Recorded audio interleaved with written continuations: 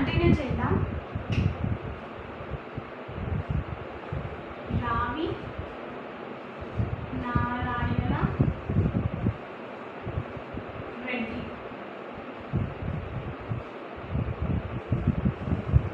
రావి Narayana Reddy date of birth వచ్చేసి మనకు 4th June 1908. సో ఫ్రెండ్స్, కొన్ని దాంట్లో మనకి 4th June అని ఇచ్చాడు, ఇంకొన్ని వాటిలో మనకి 6th June అని ఇచ్చాడు. సో 4th June అనేది కరెక్ట్ అనమాట date of birth. So 4th June 1908 ఇది correct date of birth. Village వచ్చి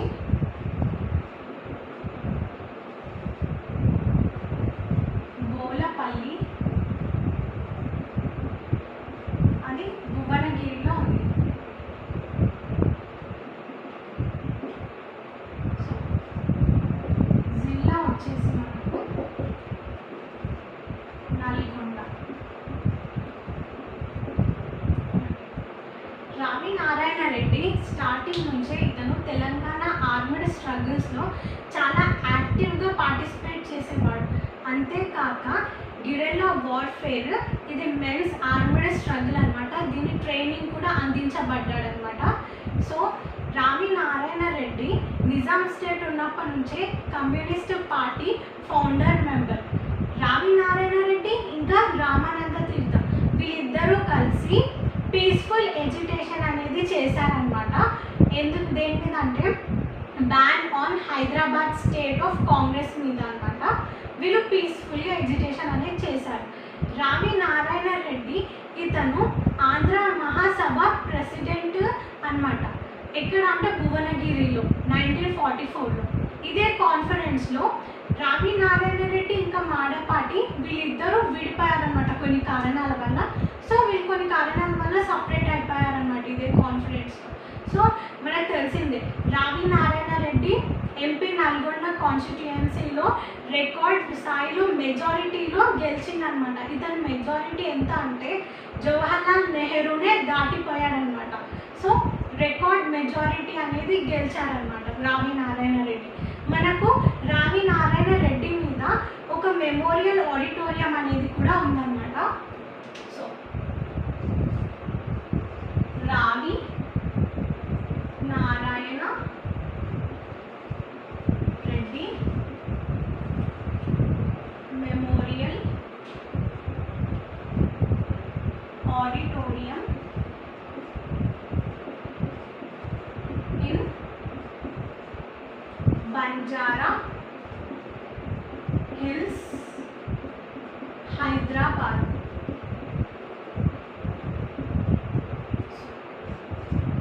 రావి నారాయణ రెడ్డి కొన్ని ఎస్టాబ్లిష్ చేశారనమాట.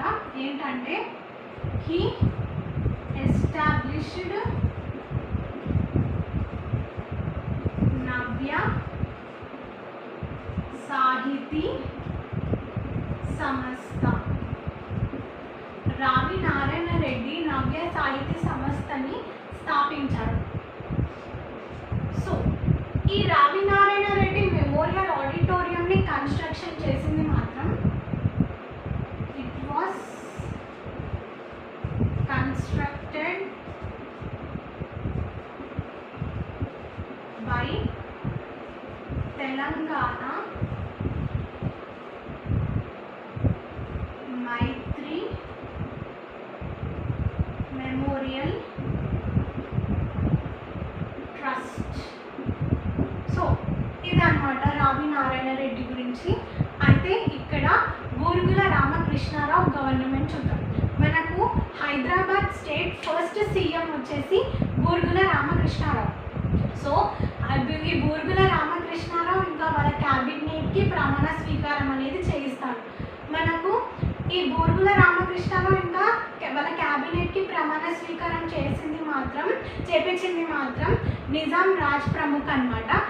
ఎప్పుడు అంటే 6th March 1952 అనమాట. ఎక్కడంటే కింగ్ కోటిలో ఇది అయిందనమాట ప్రమాణ స్వీకారం అనేది. సో మనకి బూరుగుల రామకృష్ణారావు టెన్యూర్ వచ్చేసి మనకు పదవి కాలం వచ్చేసి బూరుగుల వేముల రామ కృష్ణ రావ్ టెన్యూర్ వచ్చి మనకు 1952 నుంచి 1956. సో ఇదన్నమాట.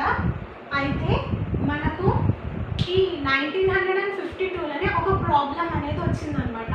సో అది వచ్చేసి ఒక ప్రాబ్లం అనేది స్టార్ట్ అయింది. అది ముల్కీ ఎడ్యుకేషన్ అనమాట. ముల్కీ ఎడ్యుకేషన్ 1952. సో అయితే Hyderabad state people police action వల్ల అమ్మాయి కొంచెం మనము రిలీఫ్ అవ్వచ్చు అని అనుకున్నారన్నమాట.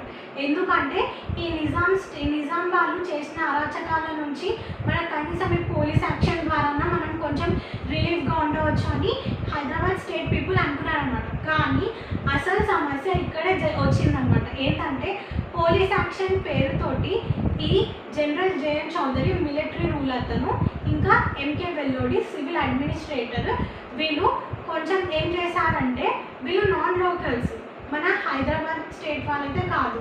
ఎంకే వెల్లోడి వచ్చేసి కేరళ అతను, ఇంకా జనరల్ జేఎన్ చౌదరి వచ్చేసి బెంగాలీ అతను. సో వీళ్ళు మన స్టేట్ని కాకుండా పక్కన స్టేట్ ఏదైతే నైబర్ స్టేట్ ఉంటారో అక్కడి ఆఫీసర్స్ని ఇంపోర్ట్ చేసుకున్నారనమాట.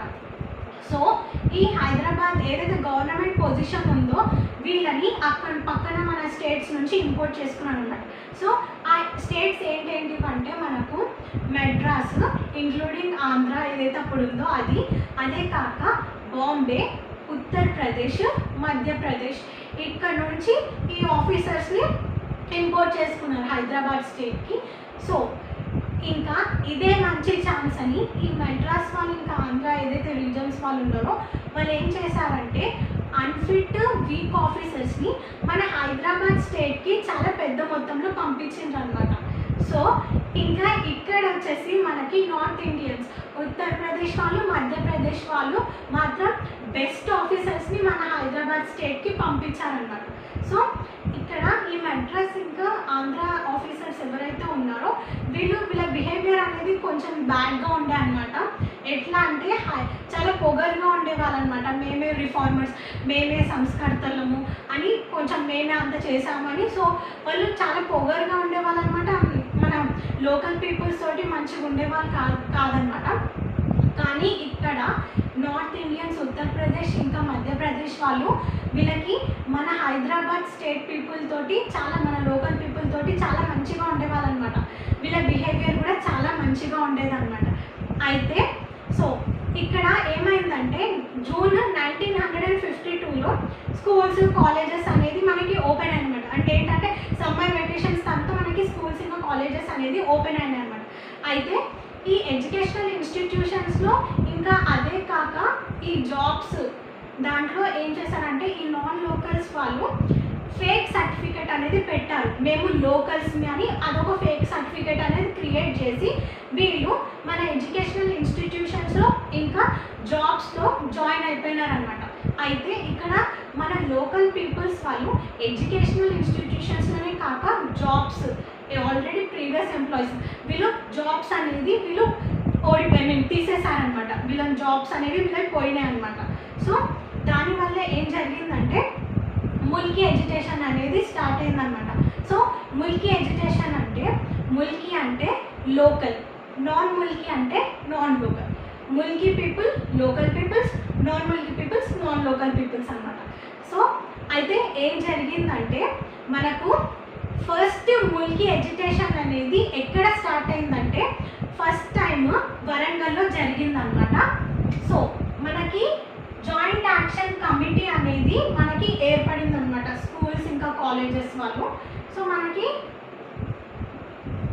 జూలై 26, 1952లో మనకు joint action committee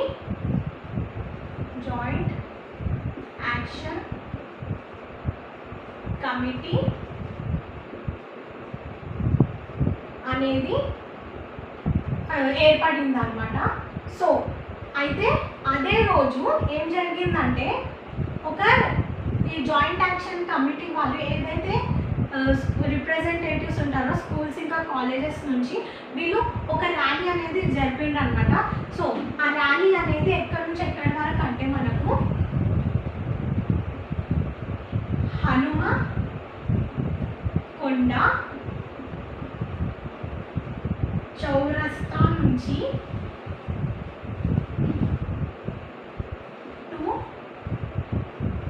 collectorate office వరకు మనకి ఈ ర్యాలీ అనేది జరిగిందనమాట. ఈ ర్యాలీ యొక్క మెయిన్ ఉద్దేశం ఏమిటి అంటే ఏదైతే ఈ ముల్కీ ఇష్యూ ఉందో ఈ మెమోరాండం అనేది కలెక్టర్కి ఇవ్వాలి అని. సో అట్లా వీళ్ళు ర్యాలీ అనేది చేశారనమాట. ఈ ర్యాలీ హన్మకొండ చౌరస్తా నుండి కలెక్టరేట్ ఆఫీస్ వరకు చేశారనమాట ఈ ర్యాలీ. సో మనకు ఏం జరిగిందంటే 28 జూలై 1952లో ఒక రెజల్యూషన్ అనేది ఇచ్చారనమాట. ఎవరు ఇచ్చారంటే JAC, joint action committee, schools ఇంకా కాలేజెస్ ఏదైతే రిప్రజెంటేటివ్స్ ఉన్నారో వీళ్ళు. సో అయితే ఆ రెజల్యూషన్లో ఏముందంటే క్యాబినెట్ సబ్ కమిటీ అనేది అపాయింట్ చేయాలి ఏదైతే ఈ ముల్కీ ఇష్యూస్ గురించి ఉన్నాయో అది చూడడానికి. సో అదే కాక ఏదైతే ఈ స్టేట్ సీఎం బూరుగుల రామకృష్ణారావు ఉన్నాడో ఇతను ఈ సబ్ కమిటీని అపాయింట్ చేస్తున్నట్టు ప్రెస్ స్టేట్మెంట్ ద్వారా అనౌన్స్ చేయాలి అని అందులో రెజల్యూషన్లో ఉందన్నమాట. సో మనకు ఈ రెజల్యూషన్ అనేది మనకు 28 జూలై 1952లో పంపిస్తే మనకు ఈ ఏదైతే రెజల్యూషన్ ఎప్పుడు రీచ్ అయిందంటే మనకు ఆన్ August 6th, 1952. 6th, 1952 అనమాట. సో 28 జూలై 1952లో రెజల్యూషన్ పంపిస్తే మనకు రెజల్యూషన్ అనేది ఎప్పుడు రీచ్ అయిందంటే August 6th, 1952లో రెజల్యూషన్ అనేది రీచ్ అయిందనమాట సీఎంకి. సారీ. సో మనకు 22 ఆగస్ట్ 1952లో సీఎం వరంగల్ రీచ్ అయ్యాడనమాట. CM reached Warangal. సో మనకు 22 ఆగస్ట్ 1952లో బూరుగుల రామకృష్ణారావు వరంగల్కి చేరుకుంటా అనమాట. అయితే ఈ జాయింట్ యాక్షన్ కమిటీ వాళ్ళని కలిచాడనమాట. సో కలిసి ఏదైతే వాళ్ళు చెప్పారో ఏదైతే ముల్కీ ప్రాబ్లం ఉందన్నారో అది వాళ్ళు చెప్పారనమాట సీఎంకి. సో సీఎంకి కూడా తెలిసిందనమాట, ఎస్ ముల్కీ ఏదైతే ప్రాబ్లం ఉందో అది ఉంది సో అని. అదే కాక వాళ్ళకి ప్రామిస్ కూడా చేశాడనమాట, నేను ఈ ఏదైతే మీ డిమాండ్స్ ఉన్నాయో దాన్ని సాల్వ్ చేస్తాను అని చెప్పి ఇతను వీళ్ళకి ప్రామిస్ చేసిందనమాట. సో మనకు ఇంకొక లెటర్ ఏదైతే నోటీస్ ఉందో అది మనకి మళ్ళీ పంపించింది అనమాట జాయింట్ యాక్షన్ కమిటీ వాళ్ళు. సో ఆఫ్టర్ మీటింగ్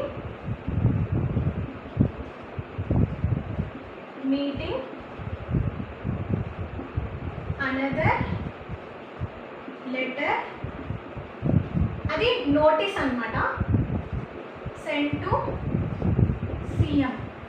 ఎప్పుడు అంటే 24th ఆగస్ట్ 1952లో అనమాట. సో సబ్ కమిటీ వాళ్ళు ఏం చేశారంటే వీళ్ళు ఆ నోటీస్లో ఏముంది అంటే ఒక డెడ్ లైన్ ఉందన్నమాట. ఏమని అంటే ఆ డెడ్ లైన్ ఎప్పుడు అంటే ఆ నోటీస్లో sub committee notice deadline date వచ్చేసి మనకు 27th August 1952. So CM promise చేసినట్టు వాళ్ళు అప్పుడు ప్రామిస్ చేశారు, కానీ వీళ్ళు మళ్ళీ ఇంకొకసారి డెడ్ లైన్ అనేది ఇచ్చిండ్రు అనమాట. 27th August 1952లో మీరు ఈ సబ్ కమిటీని ఏర్పాటు చేస్తే మంచిది. సో అదే కాక మీరు 27th August 1952లో ఈ సబ్ కమిటీ అనేది ఏర్పాటు చేయకపోతే మేము ర్యాలీ అనేది చేస్తాం, స్ట్రైక్స్ అనేది చేస్తాము అని ఆ నోటీస్లో అయితే ఉందన్నమాట. సో ఏదైతే ఈ కమ్యూనికేషన్ సబ్ కమిటీ ఉందో అది గ్యాప్ అనేది వచ్చిందనమాట. సో ఈ గ్యాప్ వల్ల కొన్ని కారణాల వల్ల వీళ్ళు సబ్ కమిటీ అనేది ఏర్పాటు చేయలేదన్నమాట. సో మనకి ఏం జరిగిందంటే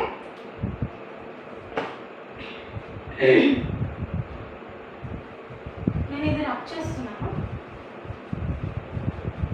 బూర్గుల రామకృష్ణారావు ఇతను తెలంగాణకి సపోర్టే, ఎందుకంటే ఇతను కూడా తెలంగాణ పర్సనే కాబట్టి ఇతను బూర్గుల రామకృష్ణారావు తెలంగాణ స్ట్రాంగ్ సపోర్టర్ అనమాట. సో ఇతనికి కూడా తెలుసు అనమాట, ఎస్ ముల్కి ప్రాబ్లం అనేది ఉంది, ఎట్లన్నా సాల్వ్ చేస్తామని. కానీ కొన్ని ప్రాబ్లమ్స్ కొన్ని కారణాల వల్ల సరిగా కమ్యూనికేషన్ జరగక గ్యాప్ అనేది రావడంతో సో సబ్ కమిటీ అనేది ఏర్పాటు చేయలేదన్నమాట. అయితే వీళ్ళు ఏం చేశాను అంటే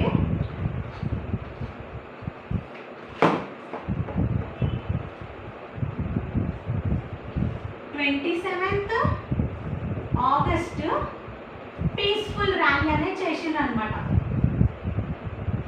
ఎవరు ఈ జాయింట్ యాక్షన్ కమిటీ స్కూల్స్ ఇంకో కాలేజెస్ స్టూడెంట్స్ ఎవరైతే ఉన్నారో వాళ్ళు పీస్ఫుల్ ర్యాలీ అనేది చేశారనమాట. అయితే మనకు ఏం జరిగిందంటే 30 August ఎప్పటిలాగానే మనకు ఈ ర్యాలీ తర్వాత స్కూల్స్ ఇంకా కాలేజెస్ అనేది ఎప్పటిలాగానే యాజ్ యూజువల్గా నడిచాయి అనమాట. సో మనకి 30 August రోజు ఏం జరిగిందంటే 50 to 100 స్టూడెంట్స్ వీళ్ళు ఏం చేశారంటే దే బాయ్కాటెడ్ క్లాసెస్. నేను ఇట్లా ర్యాండమ్గా రాస్తున్నాను. And gathered. సో వీళ్ళు బాయ్కాట్ చేసేసి వాళ్ళ క్లాసెస్ని వీళ్ళు ఒక దగ్గర గ్యాదర్ అయ్యి రాళ్ళు అనేది ఇస్తారనమాట, స్టోన్స్ అనేది ఇస్తారనమాట ఎడ్యుకేషనల్ ఇన్స్టిట్యూషన్స్ మీద. సో ఈ స్టోన్స్ అనేది ఇస్తడం వల్ల కొంచెం ప్రాబ్లం అయితే జరిగింది. సో ఇది మామూలు అయితే కాదు, స్టోన్స్ అనేది ఇస్తడం వల్ల పెద్ద ప్రాబ్లమే జరుగుతుంది. సో దానివల్ల పోలీస్ అనేవాళ్ళు ఇంటర్ఫియర్ అయినారనమాట ఇందులో. ఎస్, సో దీనివల్ల లాఠీ చార్జెస్ అనేది కూడా జరిగిందనమాట. అయితే ఈ లాఠీ చార్జెస్లో ఇదే రోజు 30 Augustలోనే ఆ రోజే వీళ్ళు రాళ్ళు ఇస్తారు. స్టూడెంట్స్ 50 to 100 స్టూడెంట్స్ ఒక దగ్గర చేరి చాలా పెద్ద ప్రాబ్లం కూడా అయింది. అదే కాక పోలీసు ఇన్వాల్వ్ అయ్యారు ఇందులో. లాఠీ చార్జెస్ అనేది కూడా చాలా జరిగాయి. చాలామంది స్టూడెంట్స్ ఇంజూర్డ్ అయ్యారు, చాలామంది స్టూడెంట్స్ గాయాల పాలయ్యారనమాట ఈ లాఠీ చార్జ్లో. సో ఈ లాఠీ చార్జ్ని నిరసిస్తూ ఏదైతే మనకు ఏం జరిగిందంటే హైదరాబాద్ వాళ్ళు స్ట్రైక్ చేశారనమాట 31 Augustకి.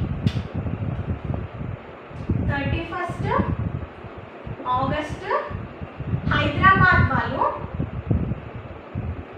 హైదరాబాద్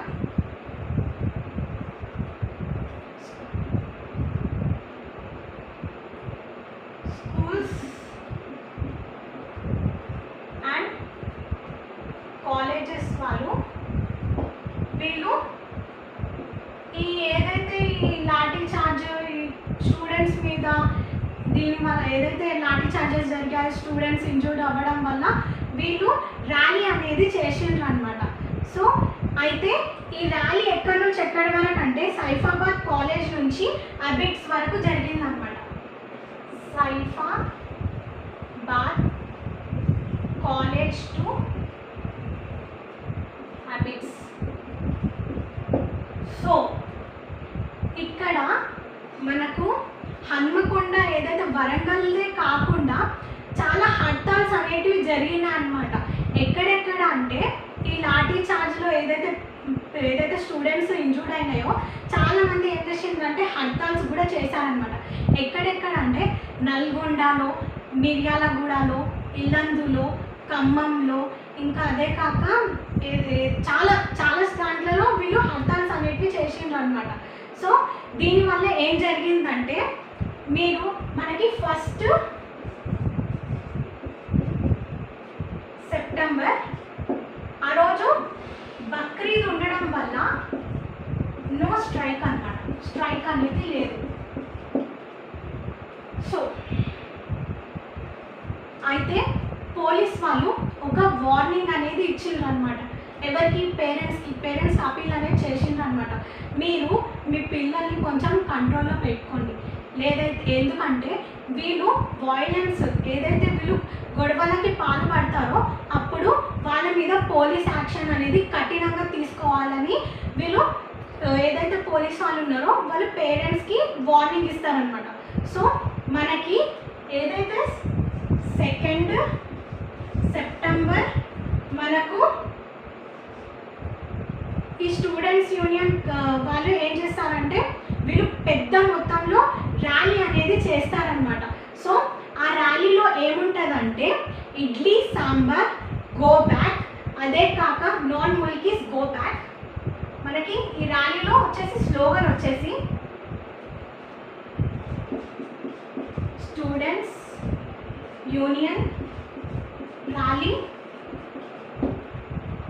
స్లోగన్. ఆ ర్యాలీలో ఇప్పుడు ర్యాలీ చేస్తుంటే మనకి స్లోగన్స్ అనేది చెప్తారు కదా.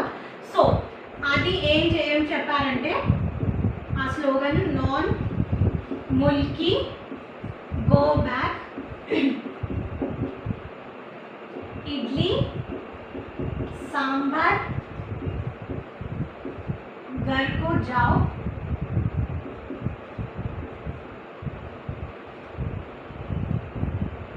स्टूडेंट्स यूनियन जिंदाबाद।